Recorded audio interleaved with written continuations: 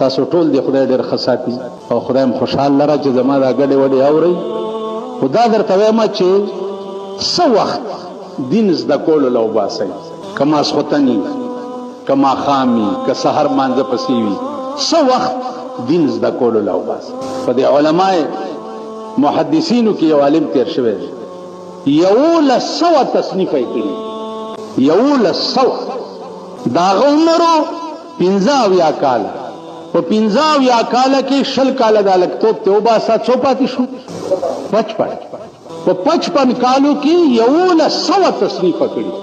عقل به دې وخوځي چې د هغه کتاب وګورئ چې دا روایاتو پسې دی کم کم دنیا کې ګرځېدلی دی او راجمع کړي څنګه دي. که یو تفسیر ابن کثیر وګورئ، که یو تفسیر خازن وګورئ، که یو تفسیر قرطبي وګورئ چې علامه قرطبي ځکه دومره عمر کم ځای نه راوړی چې دا شی لیکلی دی. په خدای قسم چې د هغې لیکلي اوس زمونږ د زمانې چې 80 کاله یې ملاتوب کړی پرې پوهېږي نه، په لیکلو یې نه پوهېږي. نو څه وخت دین ته وباسئ، کم از کم دومره وکئ چې سهار ماسپښین مازدیګر ماښام ماسخوتن دا منځونه در باندې فرض دي، د دې احکام زده کوئ.